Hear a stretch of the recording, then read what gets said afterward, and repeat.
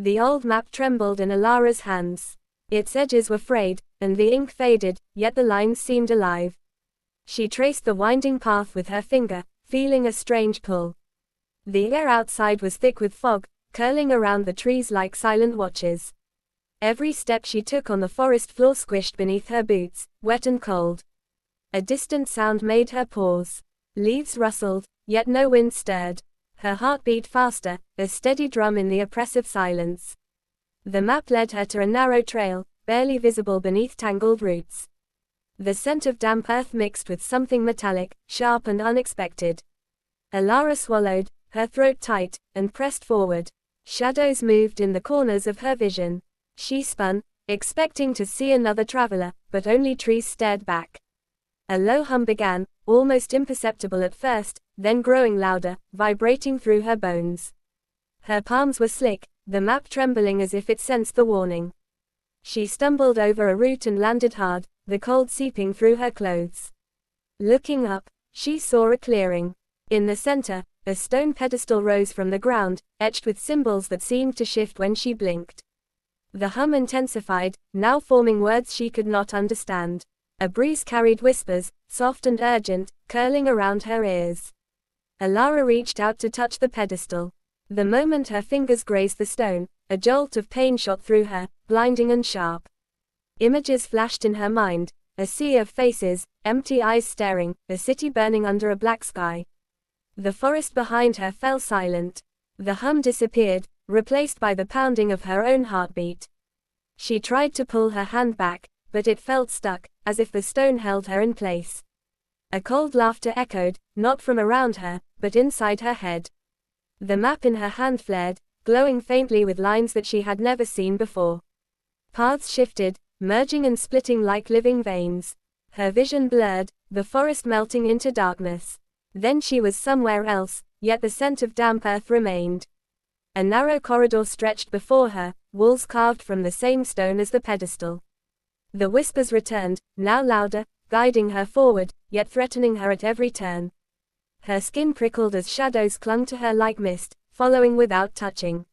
At the end of the corridor, a door appeared, not built but grown from the stone itself. She hesitated, the air heavy, the hum in her ears rising again. A single step forward and the door shivered, opening before her. Inside, the room was vast and empty, yet it carried the weight of centuries. A figure stood in the center, tall, faceless, radiating a presence that made her knees weak. Alara could not move, could not speak, only stare. The map burned in her hands, the lines now forming a new image. The figure raised its arm, pointing to a corner of the room. Alara turned slowly, her pulse thrumming in her ears. There, partially covered in shadow, lay a chest. It was old, carved with symbols that mirrored the map, yet the lock was unlike any she had seen. The whispers urged her forward, a chorus of promises and threats intertwined. She reached for the chest, each step heavier than the last, the air thickening around her. When her fingers brushed the lid, a cold wind swept the room, extinguishing any sense of safety. The chest trembled, then snapped open on its own. Inside, nothing but darkness stared back, alive and aware, as if breathing. Alara recoiled, the map falling from her hands, yet the darkness inside the chest seemed to pull at her very soul. The figure remained silent, watching, waiting. The hum returned, now merging with her heartbeat, demanding, beckoning. Her instincts screamed to flee, yet her feet refused to move. The air thickened, pressing against her chest, and a chill sank to her bones.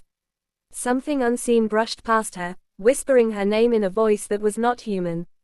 The chest pulsed, a heartbeat in the shadows, alive and sentient.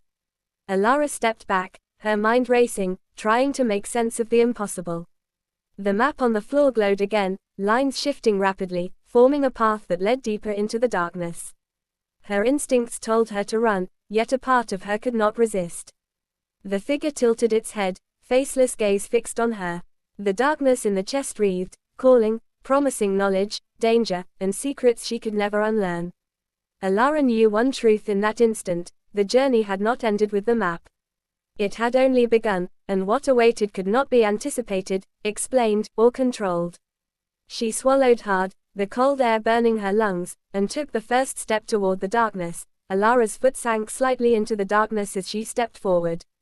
The floor beneath her was no longer solid. It felt like walking on a living surface, soft and undulating. Every step sent ripples through the darkness, like waves disturbing a hidden ocean. The chest behind her pulsed again, a heartbeat syncing with her own, echoing through her veins. A whisper ran through the air, distant at first, then sharper, almost a hiss, repeating her name over and over. She turned, half expecting the faceless figure to be gone, but it remained, its presence heavier than the shadows around her. Her chest tightened, each breath coming in sharp, uneven gasps. The map on the floor glowed brighter now, the lines forming a maze that twisted into shapes her mind could not comprehend. A cold wind brushed her face, smelling faintly of iron and smoke. Alara's hands shook as she reached to pick up the map again. The moment her fingers touched it, she felt a jolt of electricity, sharp and overwhelming. Images flashed before her eyes, towers crumbling into ash, oceans boiling, faces screaming without sound. Her knees buckled, but instinct drove her forward, pulling her toward the darkness that seemed alive. The corridor behind her disappeared, leaving only the vast, black expanse stretching into infinity. Shadows swirled around her feet, forming shapes like crawling creatures, yet vanishing before she could focus on them. The hum she had felt before returned, louder now, vibrating through every bone in her body. It was not just sound. It was a language, incomprehensible yet urgent, telling her to move, to obey, to witness. Alara's heartbeat raced, her mind teetering between fear and a strange, magnetic curiosity. The faceless figure stepped forward, its movement silent, gliding rather than walking. A shiver ran down her spine. She realized the shadows were moving toward her, merging with the figure, thickening into a wall of darkness that pulsed with intent. She tried to retreat, but her feet sank further, as if the floor did not wish to let her leave. Her voice caught in her throat, dry and raw, but the whispers grew louder, as if mocking her inability to speak. Then, from the black expanse ahead, a soft glow appeared, faint at first, like distant stars. It flickered and grew, illuminating shapes in the darkness, twisted forms that resembled statues, frozen mid-motion, eyes wide and hollow. The air grew heavier, each breath a labor, as if the darkness itself resisted her survival. The glow revealed the chest again, suspended now in midair, pulsing with an unnatural rhythm. The faceless figure raised an arm, pointing toward it. Alara's instinct screamed to run, but her legs refused to obey, rooted to the living floor. A cold hand, unseen yet tangible, brushed against her arm, sending a surge of pain and understanding simultaneously. The whispers turned into voices, speaking at once, overlapping, filling her mind with fragmented memories that were not hers, journeys she never took, faces she never met, fears she never felt. Her eyes widened as she saw the chest's lid opening wider, darkness spilling out like liquid smoke, crawling toward her feet. It wrapped around her ankles, icy and suffocating, whispering promises of knowledge, power, and terror. Alara's vision blurred. She saw herself from above, falling into the chest, swallowed by shadows that wreathed and twisted. The map on the floor lifted, floating toward the chest, the lines glowing intensely, forming a spiral that seemed to descend infinitely. The faceless figure moved closer, and for the first time, she felt its presence not just watching, but breathing her in. The shadows around it thickened, coalescing into shapes, humanoid, yet distorted, as if made from nightmares. A sudden wave of nausea hit her. The darkness pulsed, and she felt her own heartbeat trapped in a rhythm not her own. The whispers now screamed, overlapping into a single commanding voice, "Follow, witness, join." Her hands lifted involuntarily, reaching toward the chest, toward the glowing map. Every nerve in her body screamed to stop, to flee, yet every instinct to survive battled against an invisible force pulling her forward. Her mind fractured, reality bending around her. The statues in the distance twitched, their eyes glowing, following her every move. She felt herself becoming weightless, as if the darkness was lifting her from the floor, dragging her toward the chest. A scream escaped her lips, but it was swallowed immediately by the shadows, echoing back distorted and alien. The faceless figure raised both arms now, and the air seemed to pulse with unseen energy, vibrating through her bones, through the darkness, through the map itself. The chest trembled violently, the darkness inside writhing like a living thing. Alara felt her body bending, her senses distorting, as if she were no longer fully in her own skin. The glow from the map became blinding, and every whisper converged into a deafening roar inside her mind. Her vision fractured into kaleidoscopic shards of the corridor, the statues, the shadows, the figure, the chest. The floor beneath her dissolved completely into black liquid, swallowing her feet. Her hands gripped the map desperately, yet it felt like it was slipping through her fingers, melting, merging with the shadows. Her lungs burned as the air thickened, making every inhale a struggle. A cold pressure closed around her chest, pressing her to the ground, yet simultaneously lifting her toward the floating chest. The faceless figure leaned closer, its face still absent yet suffocating in presence. A sudden realization struck her: she could not turn back, she could not fight, and yet she could not surrender fully. The darkness pulsed, alive and hungry, stretching tendrils toward her mind, probing, testing, consuming. Her consciousness flickered, caught between the physical world and the strange dimension that the chest and map had opened. The glowing lines on the map formed a single path, spiraling downward into the darkness, inviting her, commanding her, promising answers and horrors alike. Alara's vision tunneled, the world narrowing into a single point: the chest, the map, the shadows, the figure. She reached out, her hand trembling uncontrollably.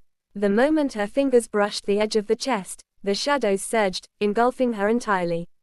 Pain and ecstasy, fear and wonder, reality and illusion all collided inside her mind. She felt herself stretching, dissolving, becoming part of the map, part of the darkness, part of the chest. And yet, within the chaos, she caught a glimpse of something beyond the shadows, a faint, impossible light. Calling, whispering, waiting. Alara's heart beat once more, fiercely, and she realized the journey was no longer about the map. It was about what she had become within the mystery, a part of something far larger than her understanding. The darkness pulsed one final time, as if acknowledging her presence. And then, silence. Alara opened her eyes slowly. The darkness that had swallowed her was gone, replaced by a soft, pale light. She lay on the forest floor, the map clutched in her hands, its glow now faint, gentle, almost calming. The trees around her swayed in a breeze she could feel but not see, their leaves whispering softly. Her heart still raced, and her breath came uneven, but the suffocating pressure had lifted. The chest, the faceless figure, the shadows, they were gone. Yet the map remained, lines shifting subtly, as if holding memories of the impossible journey. Alara sat up, staring at the trail ahead. The forest seemed the same, yet different. The air carried a subtle hum, barely audible, like the echoes of what she had just witnessed.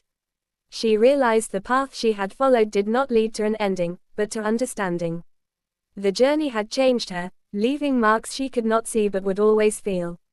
The whispers of the shadows were gone, replaced by the quiet of the forest.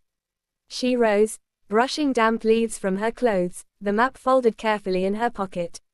A sense of calm and curiosity replaced the fear, as if the unknown had become a companion rather than a threat.